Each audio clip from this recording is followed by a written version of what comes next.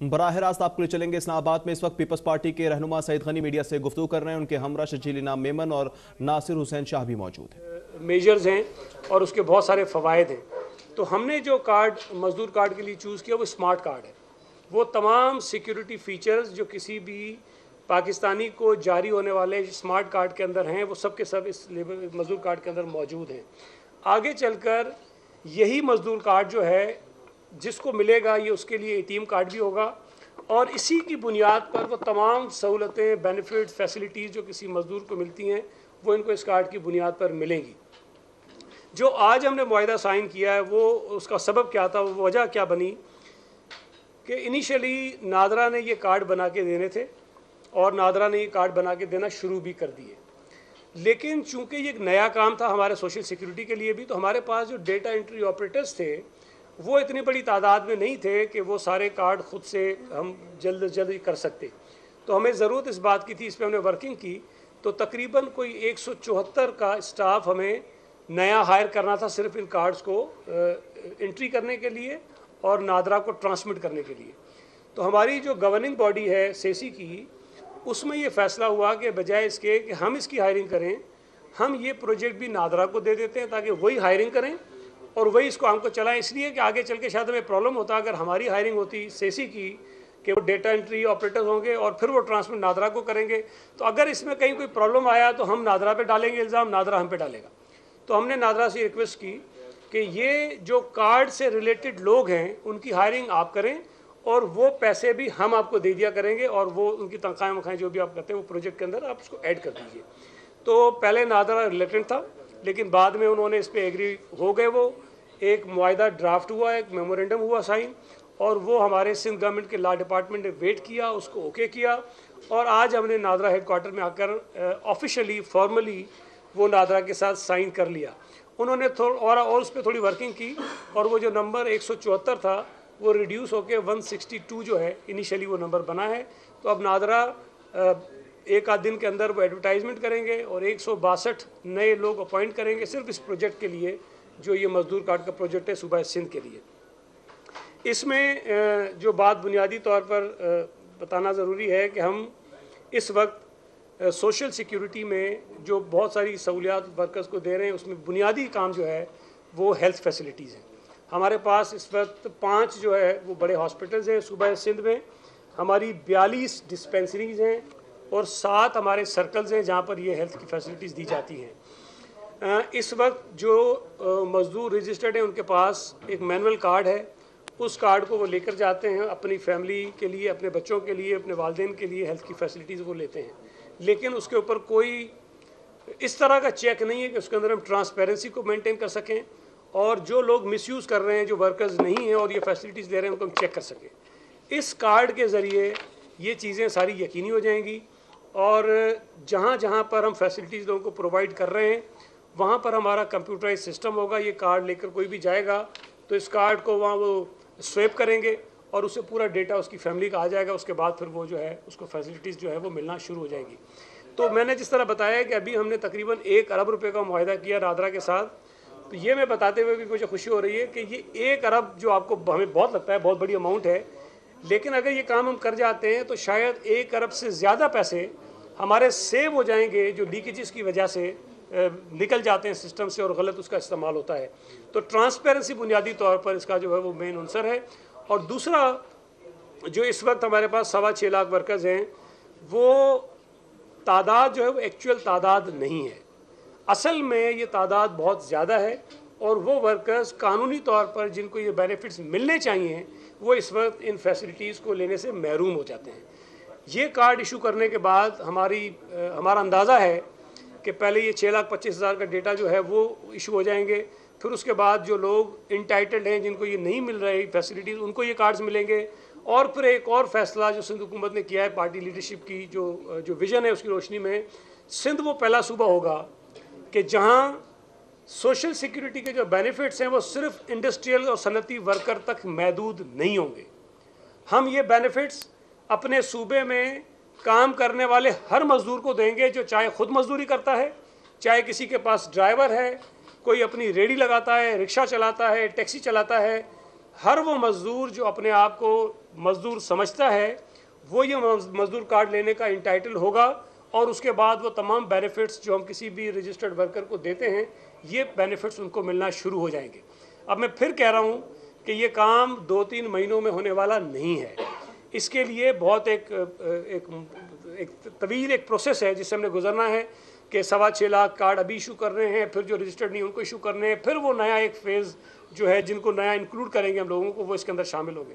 तो मैं ये समझता हूँ कि पाकिस्तान पीपल्स पार्टी की क़यादत शहीद मोहतरमा बेनज़ीर भुट्टो साहब से लेके, शहीद ज़ुल्फ़िकार अली भुट्टो साहब से लेके, और अभी आसिफ अली ज़रदारी साहब जो सदर पाकिस्तान थे तब भी हमने मज़दूरों के लिए बहुत काम किया, और बिलावल भुट्टो ज़रदारी साहब की क़यादत में हमने सिंध हुकूमत ने ये मज़दूर कार्ड का इजरा जो है वो शुरू कर दिया है। तो मैं समझता हूँ ये बहुत बड़ा इनकलाबी काम है, और इंशाअल्लाह ताला जब ये मुकम्मल होगा तो मेरा ये समझना है कि ये बेनज़ीर इनकम सपोर्ट प्रोग्राम से बड़ा प्रोजेक्ट है, और इसके जो फ़वाइद हैं वो बहुत ज़्यादा लोगों तक पहुँचेंगे, और हमारी कमिटमेंट है कि हम ये काम ज़रूर करेंगे। दूसरी मेरी जो मुलाकात थी आज वो हुई जो हमारे वफाकी वज़ीर हैं ओवरसीज़ पाकिस्तानीज़ के और ह्यूमन रिसोर्स के, जनाब साजिद तूरी साहब, उनसे मुलाकात हुई, और उनसे मिलने का जो बुनियादी वजह है वो ये थी कि 18th अमेंडमेंट के बाद आपके इल्म में है कि जो लेबर का महकमा है वो डिवॉल्व हुआ है, लेकिन बदकिस्मती से EOBI और वर्कर वेलफेयर फ़ंड जो है वो मुकम्मल तौर पर डिवॉल्व सूबों को नहीं हो सके हैं। अच्छा, सिंध हुकूमत ने इसमें भी लीड ली हुई है, और हमने तमाम महकमे बना दिए हैं। हमारे पास वर्कर वेलफेयर फ़ंड का महकमा है, कानून है, हमारे पास EOBI का महकमा है, कानून है, हमने सिंध वर्कर वेलफेयर बोर्ड का नया कानून बना दिया, हमने सोशल सिक्योरिटी को बेहतर करने के लिए उसके अंदर तरामीम की हैं। अब जिस पर हम काम कर रहे हैं वो ये है कि ये जो वर्कर वेलफेयर बोर्ड है, सोशल सिक्योरिटी है, माइंस वर्कर्स वेलफेयर ऑर्गेनाइजेशन है, EOBI है, इन तमाम महकमों को मर्ज करेंगे और एक अम्ब्रेला लॉ बनाएंगे, और वो कानून जो है वो इदारा जो है ये तमाम सहूलतें जो वर्कर वेलफेयर बोर्ड देता है, जो माइंस वर्कर वेलफेयर ऑर्गेनाइजेशंस देती है, या सोशल सिक्योरिटी देती है, EOBI देती है, वो एक जगह हो जाएंगे और वो सारी की सारी चीज़ें हम देना शुरू कर देंगे। तो आज मिनिस्टर साहब से हमने ये गुजारिश की कि 18वीं तरमीम के बाद इन महकमों को डिवॉल्व हो जाना चाहिए था। सिंध हुकूमत ने पूरी तैयारी कर ली है, पंजाब ने भी काफ़ी इदारे और कवानीन बना लिए हैं, कुछ KP ने बलूचिस्तान ने बनाए लेकिन वो थोड़ा सा पीछे हैं, लिहाजा इन दोनों इदारों को आप डिवॉल्व करें ताकि सिंध हुकूमत के जो प्रोजेक्ट्स हैं, जो मंसूबे हैं, जो प्लानिंग है वर्कर वेलफेयर के लिए, हम उसके ऊपर 100% अमल दरामद करा सकें। और मैं ये बात दावे से कह रहा हूँ कि ये काम जो सिंध हुकूमत ने शुरू किया है, जब इसके फ़वाइद मज़दूरों को मिलना शुरू होंगे तो किसी सूबाई हुकूमत के पास या वफाकी हुकूमत के पास ऑप्शन ही नहीं होगा कि वो इसको फॉलो ना करें। इसलिए कि ये इतना बड़ा काम है, जब मज़दूरों को इसके फ़वाइद मिलेंगे तो पंजाब का मज़दूर, KP का मज़दूर, बलूचिस्तान का मज़दूर, इस्लामाबाद का मज़दूर ये मुतालबा करेगा, ये डिमांड करेगा कि जो सिंध हुकूमत अपने मज़दूरों के लिए सहूलतें दे रही है वो हमें भी दें। तो आज बड़ी अच्छी मीटिंग हुई है, और माजी में जब फहमीदा मिर्ज़ा साहबा के पास वजारत थी इंटर प्रोविंशियल कोऑर्डिनेशन वाली IPC की, और जुल्फ़ी बुखारी साहब के पास ये साजिद तूरी वाला महकमा था, तो उन्होंने इस मसले को हल करने की कोशिश तो क्या बल्कि उसको ख़राब किया। और मैंने बात रिकॉर्ड पर असम्बली में भी कही, CM साहब को समरी भेजी, फेडरल गवर्नमेंट को कन्वे किया, और सिंध हुकूमत ने डिसीजन लिया था कि हम इसको कोर्ट में चैलेंज करेंगे कि CCI के अंदर गलत बेबुनियाद झूठे मिनट्स मीटिंग के बनाकर पेश किए गए, और वहाँ ये कहा गया कि चूँकि सूबे तैयार नहीं हैं इसलिए इन इदारों को भी डिवॉल्व नहीं होना चाहिए। मैं ये बात कह रहा हूँ कि सूबा सिंध अभी से नहीं, पिछले कई बरसों से इदारे बना चुका है, कवानीन बना चुका है, और हम मुकम्मल तौर पर तैयार थे कि हम ये काम करें, और हमारे रास्ते में रुकावट आ रही थी कि फेडरल गवर्नमेंट ये नहीं कर रही थी। और हमने गुजारिश की है, चीफ मिनिस्टर साहब से भी मैंने गुजारिश की है, आज फेडरल मिनिस्टर साहब से भी गुजारिश की है कि जल्द से जल्द CCI का इजलास बुलाया जाए, CCI को गुमराह करके जो गलत फैसला करवाया गया था कि फ़िलहाल इन महकमों को डिवॉल्व ना किया जाए जब तक सूबे तैयार नहीं हो जाते हैं, ये गलत बात थी। सूबे तैयार हैं। एक मीटिंग हुई थी जिसमें मैं मौजूद था, फहमीदा मिर्ज़ा साहबा ने मीटिंग चेयर की थी, पंजाब ने, सिंध ने, बलूचिस्तान ने, 3 सूबों ने सपोर्ट किया था कि ये महकमे डिवॉल्व होने चाहिए। KPK की कोई रिजर्वेशंस थी, और हम उसका भी हल निकालने को तैयार हैं, हम उनकी मदद करने को भी तैयार हैं, लेकिन आइन के तहत जो महकमे डिवॉल्व हो जाने चाहिए वो उनको हर सूरत में करने पड़ेंगे। और इसमें सिर्फ ये नहीं कि ज़िद की बात है, देखें, एक हुकूमत को आपने एक महकमा दिया, सिंध हुकूमत ने उसके ऊपर अपना प्लान बनाया, वर्कर्स की हालत को बेहतर करने के लिए जो उनको बेनिफिट्स मिलते हैं उनको इंक्रीज़ किया, अपने नेट को बढ़ाने के लिए काम किया, नादरा को इन्वॉल्व किया, एक बहुत बड़ा प्रोजेक्ट लेकर आ गए।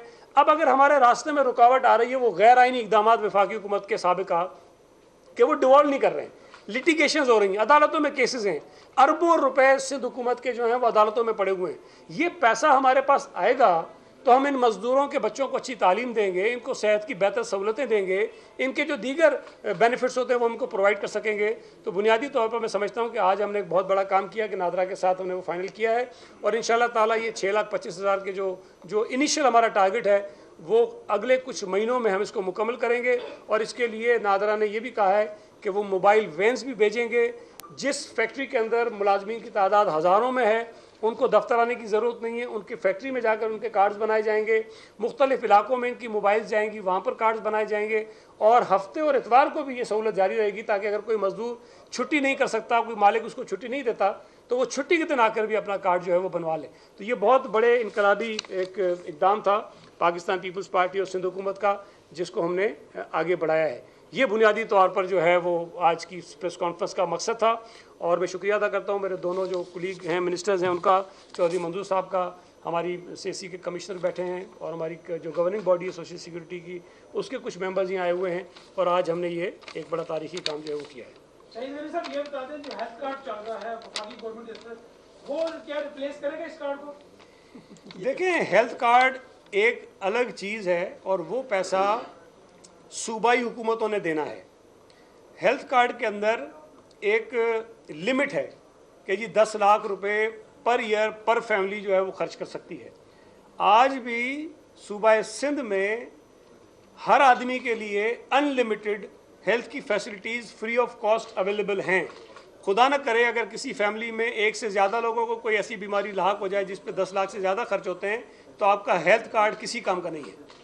हम ये कह रहे हैं कि अगर तो हेल्थ कार्ड इतना इफेक्टिव होता तो पंजाब से, केपी से, बलूचिस्तान से लोग आकर सिंध के अंदर मुफ्त इलाज नहीं करवाते। तो सिंध की हुकूमत आज भी हेल्थ कार्ड से बहुत आगे है और ये जो कार्ड जिसकी आप बात कर रहे हैं इसमें सिर्फ सेहत की सहूलतें नहीं हैं, इसके अंदर मज़दूर के बच्चों की तालीम है, इसके अंदर मज़दूर के बच्चों की शादी होती है उस पर ग्रांट है, इसके अंदर अगर किसी मज़दूर की डेथ हो जाती है तो उसको ग्रांट दी जाती है, इसके अंदर मज़दूर का बच्चा अगर अच्छा पढ़ता है उसको स्कॉलरशिप दी जाती है, इसके अंदर अगर कोई मज़दूर काम करते हुए माजूरी का शिकार हो जाए उसके पैसे दिए जाते हैं। बहुत सारी चीज़ें हैं जो इसके अंदर शामिल हैं। तो ये हेल्थ कार्ड का इसका कोई मुकाबला नहीं है, ये बहुत बड़ी चीज़ है उससे।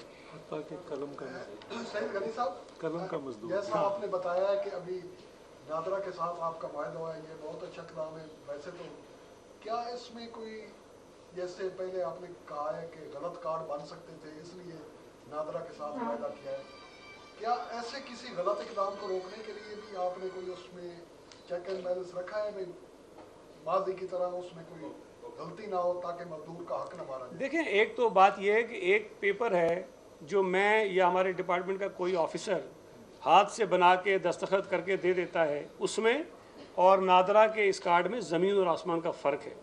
लेकिन मैं फिर भी थोड़ी बहुत चले इस बात की गुंजाइश अगर हम रख भी लें कि इसके अंदर कुछ लोग गलत कार्ड बनवा लेंगे लेकिन वो पकड़े जाएंगे। पहले जो है उसकी पकड़ नहीं हो सकती है, लेकिन इसमें यह कि ये पकड़े जाएंगे। जब पकड़े जाएंगे तो फिर हम उनके खिलाफ कार्रवाई भी करेंगे, जो कार्ड बनवाएगा उसके खिलाफ भी कार्रवाई करेंगे, जो कार्ड बनाएगा उसको भी कार्रवाई उसके खिलाफ भी करेंगे, जो इदारे का शख्स होगा।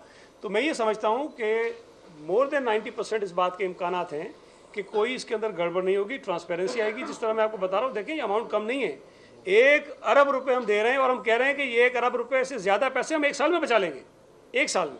तो इससे आपको अंदाज़ा होना चाहिए कि कितनी लीकेजेस हैं। और अभी तक जितने कार्ड्स हमने वेरिफिकेशन के लिए भेजे हैं तकरीबन 30% कार्ड उसके अंदर जाली निकलते हैं, कोई कम नंबर नहीं है ये, 30%। अगर इसी परसेंटेज से हम जाएँ तो उसका मतलब ये है कि जो साल के अंदर बजट हम लगाते हैं इस काम पे, मजदूरों की फलाह पे, उसमें से 30% पैसे जो हैं वो गलत जा रहे हैं। तो अगर 30% हम बचाएंगे तो एक बहुत बड़ी सेविंग भी है और ट्रांसपेरेंसी इसके अंदर। इनकम सपोर्ट प्रोग्राम और EOBI और ये सारे जो है आपका है ओवरलैप ना कीजिए। इसके लिए आप जो कह रहे हैं कि एक अमरेला में लाए जाएंगे, तो इसके लिए क्या टाइम फ्रेम है कि कितनी देर में ये हो जाएगा ये सारा? देखें, अभी तो जो बुनियादी इशू है ना हमारे साथ वो ये है कि EOBI अभी तक बिल्कुल डिवॉल्व नहीं हुआ। ये 100% फेडरल गवर्नमेंट के पास है। जो वर्कर वेलफेयर फंड है वो भी पार्शियली डिवॉल्व हुआ है, वो भी मुकम्मल तौर पर नहीं दे रहे हैं। वो कलेक्शन एफबीआर का क्या ताल्लुक है कि वो जाकर वर्कर वेलफेयर फंड की कलेक्शन करें, वो कर रहे हैं। तो जब तक ये मुकम्मल तौर पर इशू रिजॉल्व नहीं होता, जिसकी वजह से आज मैंने मिनिस्टर साहब से रिक्वेस्ट की, जब प्राइम मिनिस्टर कराची आए थे पहली मरतबा, तब उस मीटिंग में मैंने उनको याद दिलाया कि जब वो चीफ मिनिस्टर पंजाब थे, उन्होंने खुद सुप्रीम कोर्ट में एक पिटीशन की थी और ये मुतालबा किया था, ये प्रेयर थी उनकी कि EOBI और वर्कर वेलफेयर फंड जो है वो डिवॉल्व किए जाएँ सूबों को। ये शहबाज शरीफ साहब जब चीफ मिनिस्टर थे पंजाब के, उस वक्त उन्होंने किया। तो मैंने उस मीटिंग में उनको याद कराया कि ये एक बहुत पेंडिंग इशू है, इसको हल कीजिए।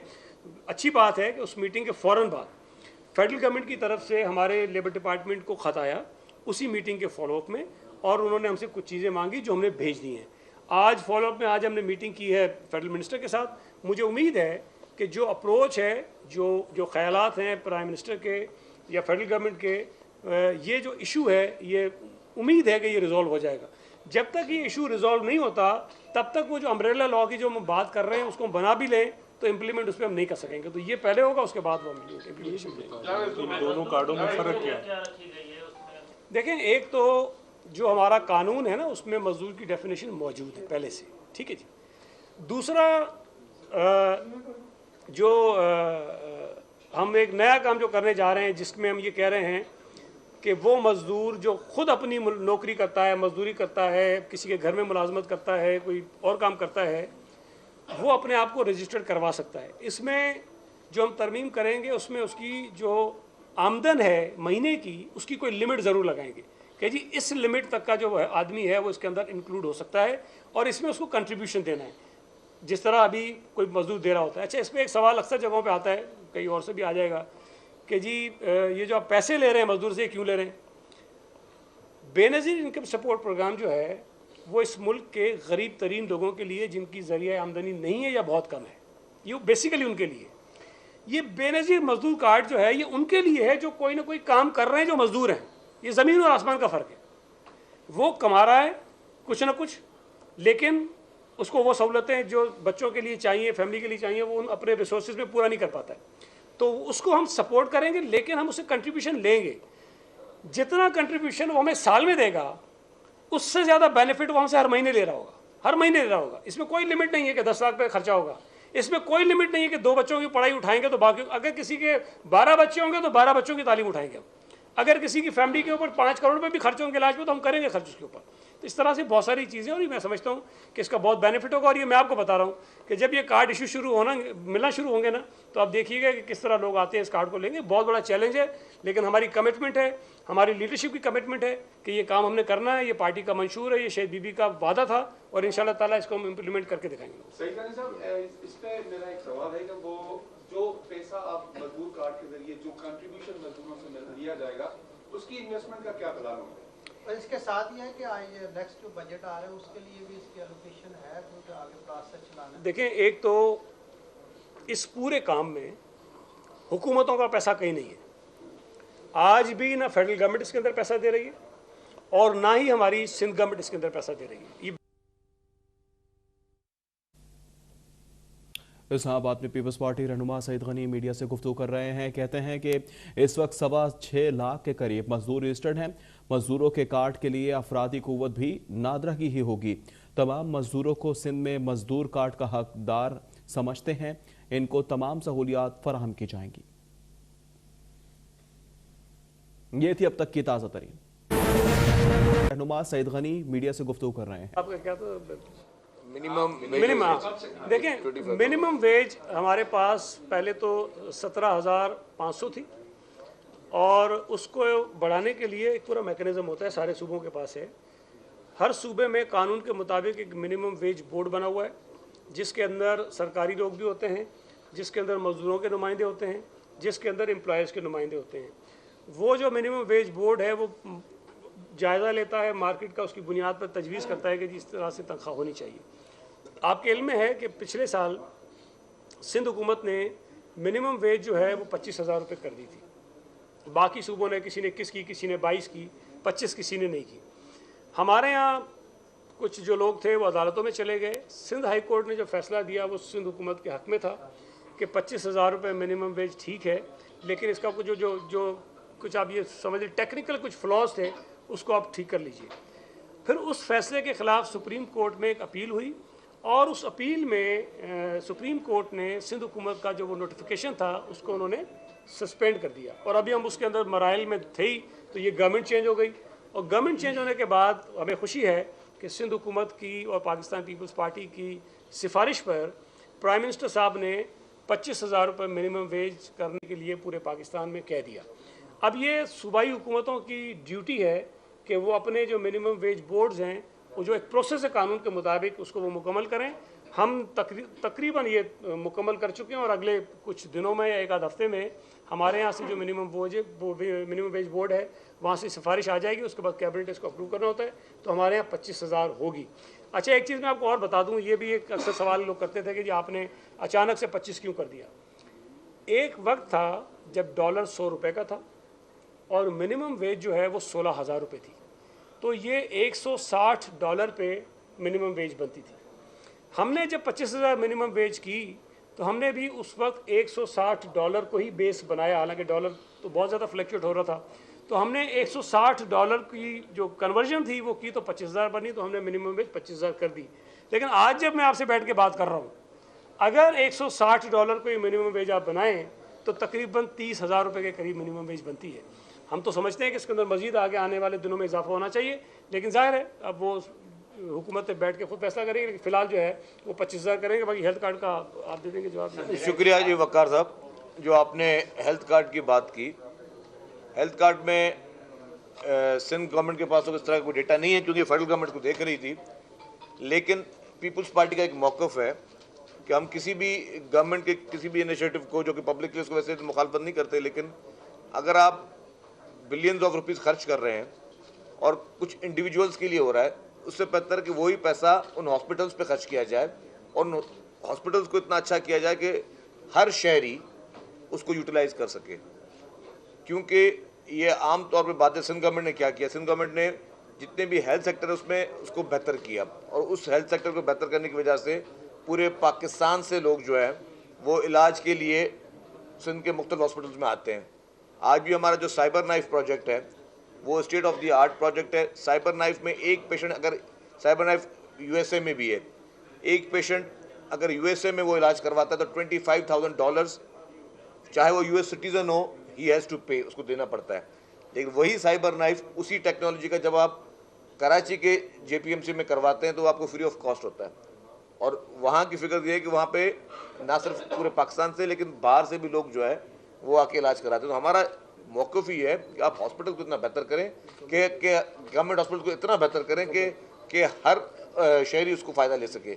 लेकिन अगर आप सिर्फ सिलेक्टेड लोगों को एक चीज़ देंगे, एक कार्ड देंगे, तो सिर्फ वही लोग जो है वो सेहत की सहूलियत ले सकेंगे। शकील साहब, मेरा आपसे सवाल ये कि कबल से इंतखाबात की बातें हो रही हैं, आप क्या चाहते हैं, पीपल्स पार्टी क्या चाहती है इंतखाबात का? दूसरा सर, महंगाई के हवाले से भी बात चल रही है कि महंगाई के हवाले से आप क्या चाहते हैं कि पेट्रोलियम मसनूआत की कीमतें बढ़ जाएँ? और गुज़श्ता रोज़ 63A की तशरीह राय सुप्रीम कोर्ट ने दी, पीपल्स पार्टी ने अभी तक उसके ऊपर कोई मौक़िफ़ नहीं लिया। आप इस फैसले को किस नज़र से देखते हैं? देखिए, आपके 3 सवाल आते हैं। पहला सवाल था आपका इंतखाबात का। पीपल्स पार्टी का एक क्लियर स्लोगन है, हम इलेक्शन के लिए आज भी तैयार हैं, लेकिन पहले इस्लाहात फिर इंतखाबात। हम चाहते हैं कि जी पहले जो रिफॉर्म्स होने, इलेक्ट्रल रिफॉर्म्स पहले वो हो जाएं, जो असल शक्ल है इसकी और पाकिस्तान के जो डेमोग्राफी है उसको देखकर जो पहले मैकेनिज्म था उसको आप ले आएँ इंतखाबात के। उसको बेहतर करने की ज़रूरत है तो उसमें ज़रूर बेहतरी ले आएँ कि इलेक्शन ट्रांसपेरेंट से ट्रांसपेरेंट हो सके ज़्यादा से ज़्यादा। तो हम इलेक्शन के लिए 24 घंटे तैयार हैं, हमें सिर्फ पहले इस्लाहात करनी है, जो आईनी तरामीम करनी है वो उसमें हो जाए। सेकंड क्वेश्चन था आपका रिगार्डिंग पेट्रोलियम प्राइसेस पे। देखिए, कोई भी गवर्नमेंट नहीं चाहती, कोई भी गवर्नमेंट हो कि आवाम पे कोई बोझ हो। अनफॉर्चुनेटली पीटीआई की जो हुकूमत, उसने कुछ ऐसे मुआहदे किए इंटरनेशनल डोनर्स के साथ, IMF के साथ, जिसमें उन मुआहदों में जो पैसे उनको मिले उस पर कंडीशंस थी। अगर आप किसी से बैंक से भी कोई इंडिविजुअल भी आप उधार लेते हो तो उसमें बैंक की कुछ रिक्वायरमेंट्स होती हैं, वो आपको पूरी करनी होती हैं। जो कंडीशंस थी जो कि पीटीआई की हुकूमत ने उनसे तय की हुई थी वो उन्होंने नहीं पूरी की, क्योंकि उनको पता था कि ये अनपॉपुलर डिसीजंस हैं। या तो फिर आप वो एग्रीमेंट उनसे ना करते, वो अब आपने पाकिस्तान को एक नैज पे पहुंचा दिया है कि कन्फ्यूजन की पोजीशन है और आपकी इकॉनमी जो है इस वक्त वो फ्रेजाइल है।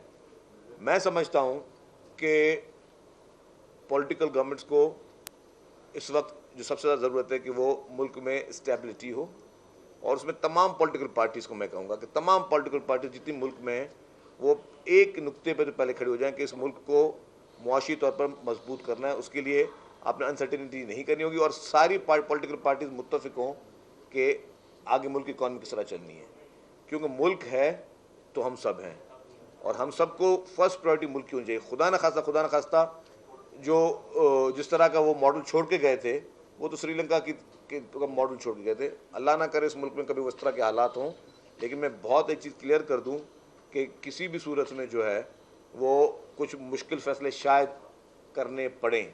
तीसरा आपका जो सवाल था वो था जो कल सुप्रीम कोर्ट का जजमेंट आई है। मैंने जजमेंट नहीं पढ़ी और जहाँ तक जो मुझे एक तासुर लिया है तो आइनी माहिरीन भी देखेंगे कि क्या ये जजमेंट आइन के किसी शख्स से मुतसादिम तो नहीं है, क्या आइन इस चीज़ की इजाज़त देता है। अगर आपने कल को ये इस तरह की कोई बाइंडिंग कर दी कि वो वोट काउंट नहीं होगा तो फिर तो कल किसी भी प्राइम मिनिस्टर के खिलाफ वोट ऑफ नो कॉन्फिडेंस आ ही नहीं सकेगा। फिर तो एक दफ़ा जो गवर्नमेंट आ गई फिर वो प्राइम मिनिस्टर कुछ भी करे, उसकी पॉलिसीज जो है वो मुल्क को खुदा न खादा डुबोने के लिए भी हो तो उसको 5 साल पूरे करने पड़ेंगे। क्योंकि डेमोक्रेसी में क्या होता है, इज़हार राय होती है। किसी वक्त भी जमहूरियत में या आप खुदा न खादा किसी डिक्टेटर के दौर में नहीं बैठेंगे जी एक प्राइम मिनिस्टर है और सब ने उनको यस सर करना है। अगर उसके कितने भी मेंबर और किसी भी पॉलिटिकल पार्टी का हो, सिर्फ मैं पीटीआई की बात नहीं कर रहा, पीएमएलएन का भी हो, पीपल्स पार्टी के मेंबरान भी हो, अगर वो समझते हैं कि जी एक शख्स जो है एक ओहदे पे बैठा हुआ है और वो गलत फैसले कर रहा है, उसके फैसले अनपॉपुलर हैं, वो आवाम के हक में नहीं है और वो गलत राह पे चल रहा है, तो ये तो नहीं है कि जी कि अब कोई भी मेंबर उस पर एतराज़ नहीं कर सकता या उस पर अदम एतमाद नहीं कर सकता। ये जमहूरियत में, जमहूरी मुआशरे में इस तरह के अदम एतमाद हमेशा होते हैं और होने चाहिए, ये मेरी राय है।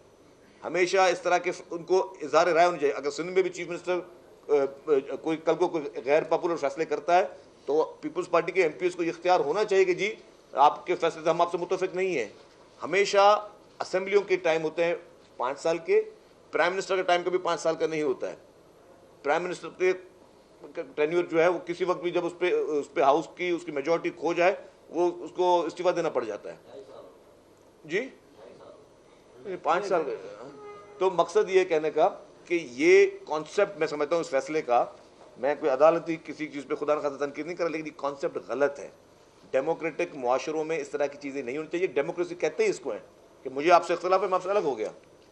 आपने कोई कॉन्ट्रैक्ट थोड़ी किया हुआ है कि जी आपने हर सूरत में आप बाउंड होगा, अगर आपके मेरे गलत फैसले पे भी आपको हाँ करना है और फिर आप फिर इस्लाह कैसे लेके। एक मैं जरा इसमें ऐड कर दूं, एक चीज मैं एक चीज़ ऐड कर दूं, एक सेकंड मैं नहीं मैं आपको एक चीज़ ऐड कर दूं। देखें अभी रिसेंटली पुरानी बात ही नहीं करता हूँ मैं, जब ये वोट ऑफ नो कॉन्फिडेंस का चला चक्कर तो पीटीआई के स्पीकर ने और लोगों ने कहना शुरू किया कि जी हम इनको वोट डालने नहीं देंगे। सुप्रीम कोर्ट ने खुद ये कहा कि किसी मेंबर को वोट डालने से नहीं रोका जा सकता। इस बात को यकीनी बनाया कि वोट डालने की इजाज़त सबको होनी चाहिए। मैंने नहीं कहा, सुप्रीम कोर्ट ने कहा। उस वक्त के अटॉर्नी जनरल जो हैं खालिद जावेद खान, ये रेफरेंस हो गया था। उसके बाद भी उन्होंने कहा कि उनके ख्याल में उनकी ये राय थी कि मेंबर को वोट डालने का हक है, वोट वो डाल सकता है, वोट डालने से रोकने की बात नहीं है। सुप्रीम कोर्ट के एक बेंच ने पिछले साल एक और सदारती रेफरेंस पर, एक भाई मैं बता दूं मेरी नुक्ता नज़र है, ये फैसला नहीं है, ये राय है। आर्टिकल 186 में प्रेसिडेंट जो है वो सुप्रीम कोर्ट से राय मांगता है और सुप्रीम कोर्ट अपनी राय देती है। अब उस पर उसका कितना वो इम्प्लीमेंट होना है नहीं होना है एक अलग बात है, लेकिन बहरहाल वो राय लेते हैं। ये इस तरह का कोई मुकदमा नहीं होता कि वो चीज़ हो। सेनेट के इलेक्शंस हो रहे थे पिछले साल, तो पीटीआई की हुकूमत का ये कहना था कि सेनेट के इलेक्शन सीक्रेट होने चाहिए, ओपन होने चाहिए, ओपन होने चाहिए, इसलिए कि हमारे लोग हैं वो वोट देते हैं, ज़मीर बिकते हैं, पैसे लगते हैं, सब होते हैं। सुप्रीम कोर्ट में गए, प्रेसिडेंशियल रेफरेंस पे गए और वहाँ से सुप्रीम कोर्ट ने कहा कि नहीं, आइन के तहत ये इलेक्शंस होते हैं और ये सारे इलेक्शन सीक्रेट होने चाहिए। तो ये जो सेनेट का इलेक्शन है उसमें तो खुफिया वायलेट होता है उसमें तो पता भी नहीं चलेगा आपको कि किसने वोट दिया किसने नहीं दिया।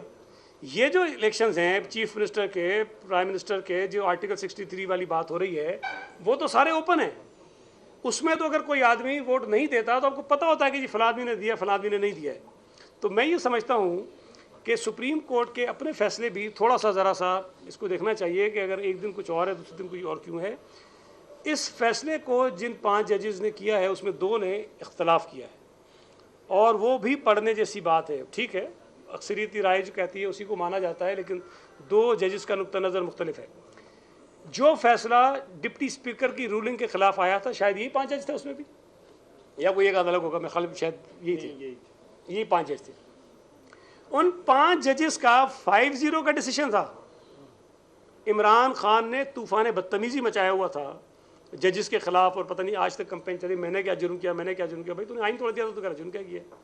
तो उस फैसले को ये मानने को तैयार नहीं थे। हम इस फैसले को, राय को सुप्रीम कोर्ट की, हमें पसंद हो नापसंद हो मानते, लेकिन जिस तरह बात शजील ने कही ये बात बिल्कुल ठीक है कि अगर कोई कल पागल वज़ीर-ए-आज़म इमरान खान जैसा आ गया और उसको 2 तिहाई अक्सरियत मिल गई और वो कह दे कि जी जिसका कद 6 फुट 5 इंच होगा इस मुल्क में उसको फांसी लगाई जाएगी, या वो कह दे कि इस मुल्क का कोई आदमी अगर वज़ीर-ए-आज़म के खिलाफ एक लफ्ज़ कहेगा तो उसको गोली मार दी जाएगी, अगर वो ये कह दे कि इस मुल्क में कोई सियासी जमात नहीं होगी, तो क्या उस 2 तिहाई अक्सरियत के अंदर बैठे हुए मेंबरान का ये हक नहीं है कि वो कहें कि भाई हमारा प्राइम मिनिस्टर पागल हो गया है, लिहाजा हम भाई इसके साथ नहीं हैं?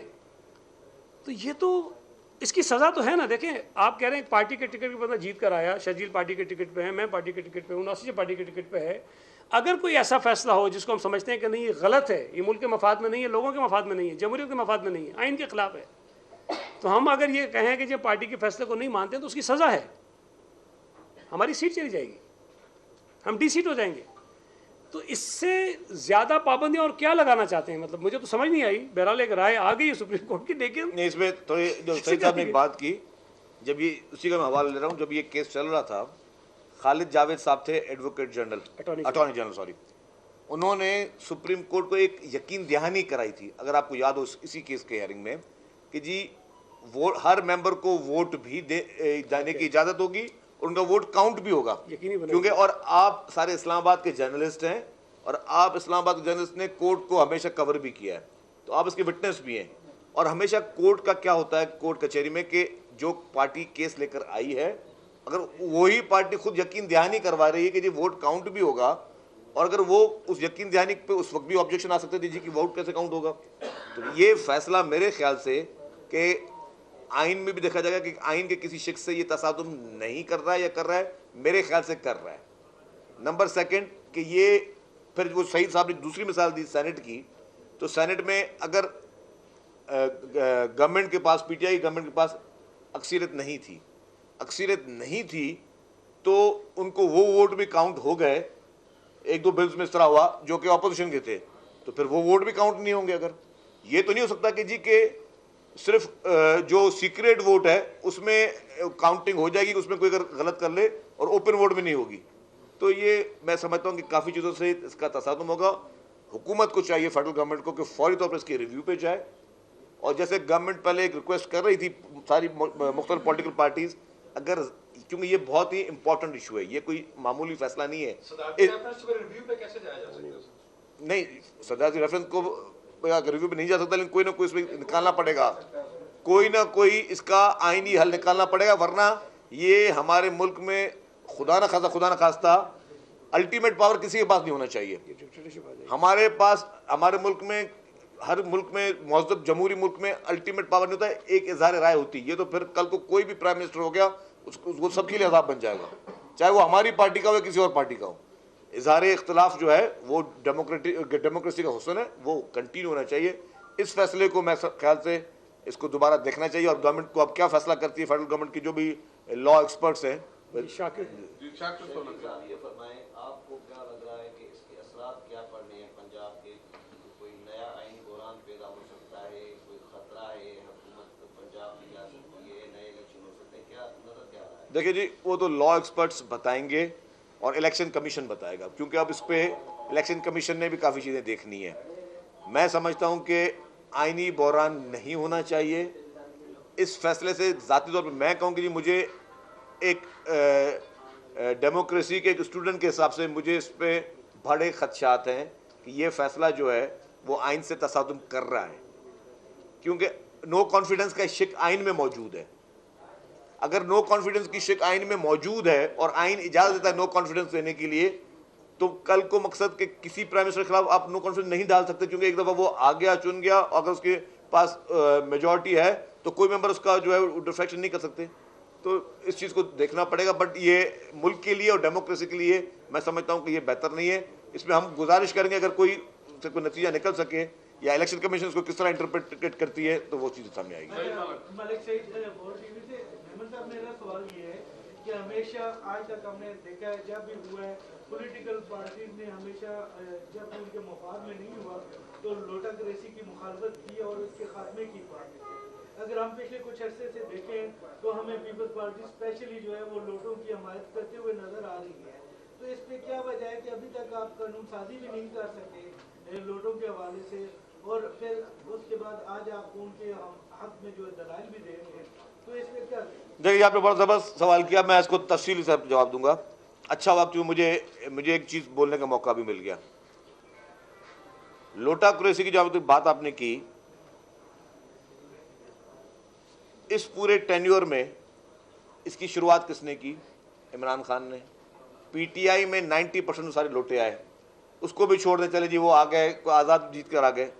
पंजाब में जब अभी इमरान खान के खिलाफ वोट ऑफ नो कॉन्फिडेंस नहीं हुई थी, PMLN के MPs मिले इमरान खान साहब से, जिसमें 7 MPs मिले। पहले 15 की भी खबर है कि 15 बनी गाला में मिले, वो डॉन में रिपोर्ट हुई थी। पहले 15 मिले, फिर 7 MPs मिले इमरान खान साहब के साथ, और उसकी बाकायदा पिक्चर रिलीज हुई। अभी आप गूगल कर दें, आ जाएगी सामने आपको। अगर इमरान खान PMLN के MP से मिलता है और वो उनको सपोर्ट भी कर रहे हैं बोजदार साहब की, तब ये चीज़ जायज़ हो गई। और अगर PTI के MPs वो अगर अपनी हुकूमत से नाराज़ होते हैं, हुकूमत की नाअहली की वजह से नाराज़ होते हैं, तो वो गुनाह हो गया। इस लोटाक्रेसी की शुरुआत इमरान खान ने की, लेकिन अनफॉर्चुनेटली वो अपना झूठ के बोलने के इतने माहिर हैं खान साहब, और झूठा नैरेटिव को बिल्डअप करने के इतने माहिर, ये उनकी एक्सपर्टीज़ हैं। मैं इस चीज़ में उनको एक सलाम करूँगा, जो क्योंकि दुश्मन या तो नहीं है, लेकिन हमारा मुखालिफ है, मुखालिफ की भी जो अच्छी बात है उसको आप मानना चाहिए। तो नहीं, एक सलाहियत है उसकी वो सलाहियत है कि वो झूठ बोलने में या झूठा नैरेटिव को वो लोगों में पैदा करने में और उसको पहुंचाने में उनकी एक्सपर्टी है ना।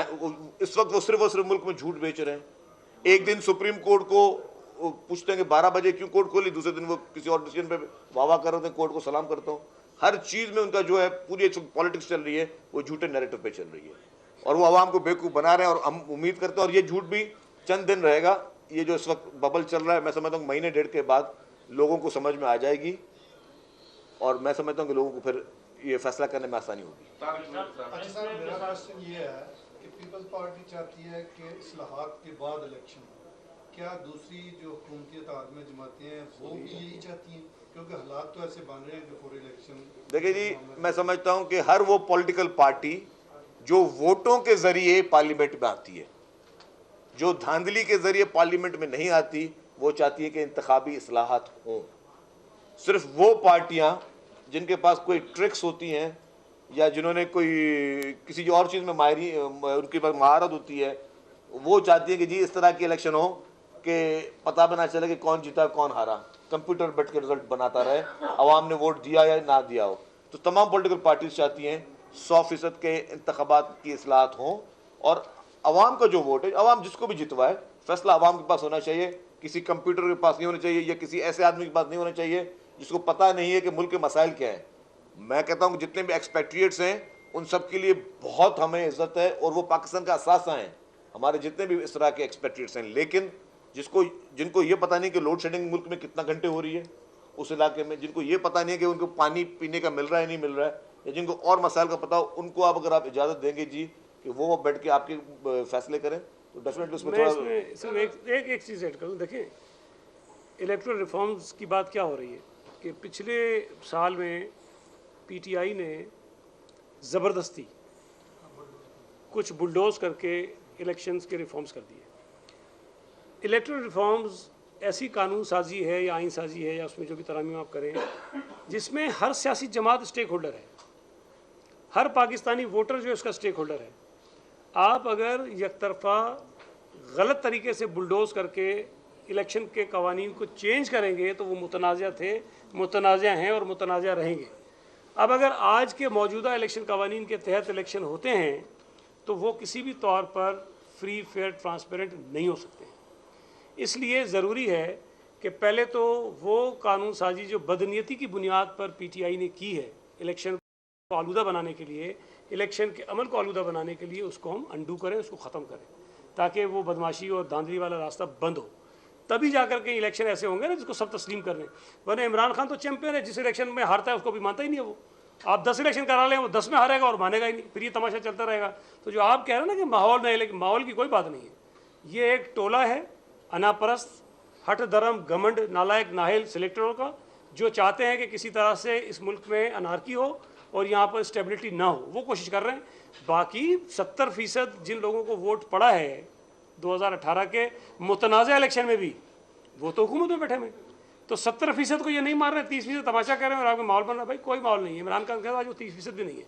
तो इलेक्शन होंगे इंशाल्लाह ताला और इमरान खान हारेगा पूरी तरह से और फ्री, फेयर और ट्रांसपेरेंट होंगे।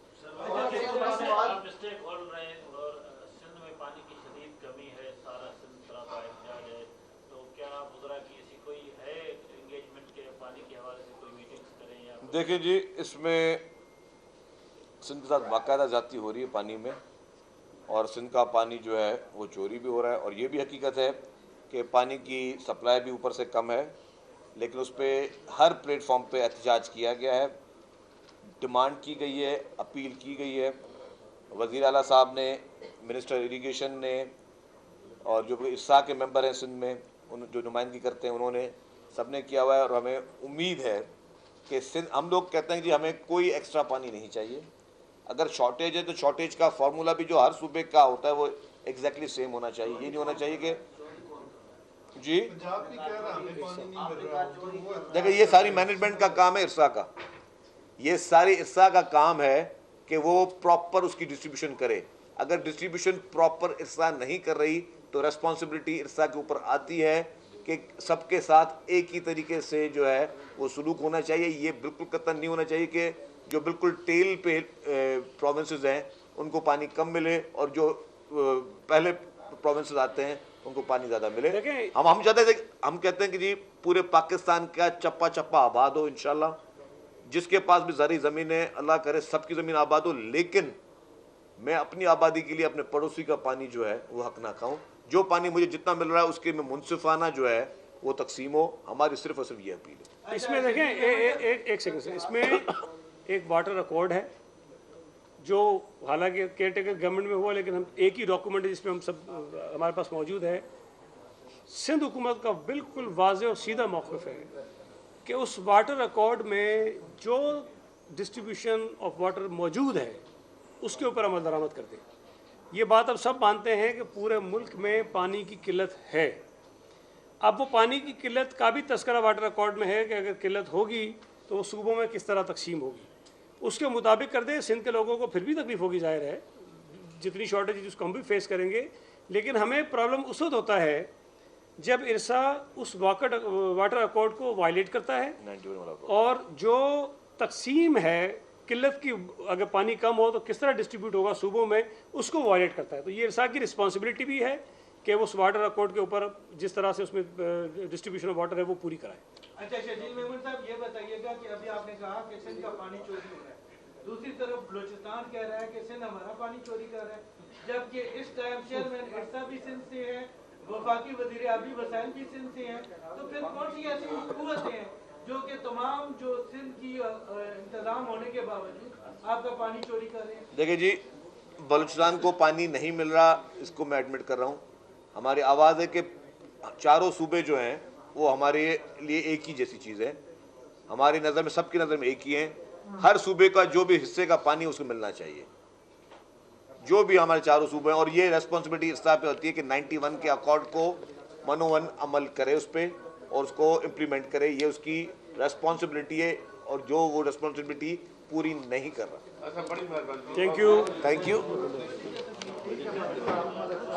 पीपल्स पार्टी के रहनुमा सईद गनी, शर्जील मेमन और नासिर हुसैन शाह की प्रेस कॉन्फ्रेंस। कहते हैं कि सिंध में 6.25 लाख वर्कर्स से कहीं ज्यादा हैं।